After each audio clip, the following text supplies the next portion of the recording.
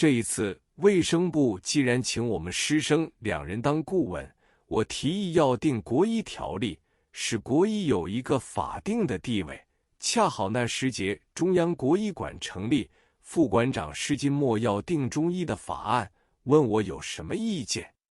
我说国家一定要颁布一项国医条例。他说我们已有初稿，你再拟一个草案。我说好，但是我对卫生部的实际职务是无意参加的，所以后来卫生部附设中医委员会成立，我就谢绝了，没有参加。国医条例的初稿拿到了南京，屡经修改，由中央国医馆馆长焦义堂在立法院提出，因为那时他还兼任最高法院院长，况且他又是法制委员会委员长，所以他提出之后，经过3读就通过了。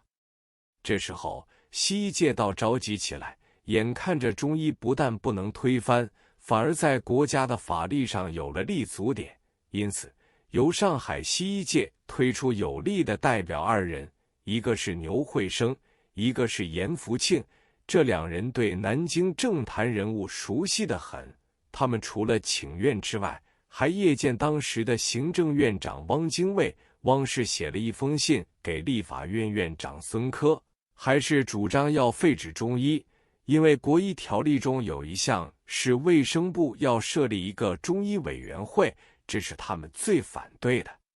这封信孙科就交给焦义堂看，并且要他带回去加以仔细研究。那几天中，焦氏恰巧来上海，他就把汪的原信给我看，我看了十分着急，因为此事有关中医前途，就在征得焦氏同意后，把他设了张照片。这封信十足可以说明汪精卫对废止中医这件事是很坚持的。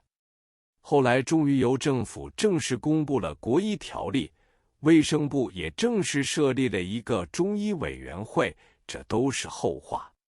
现在我回想这一次废止中医案，起初来势汹汹，提案写得斩钉截铁般的决定，料不到全国民众的信赖力强大，掀起了巨大无比的反抗力量来做后盾。我们的胜利就是全靠全民支持得到的，这不但是西医料不到，连我们中医界最初也想不到有这一股巨大的力量潜伏着。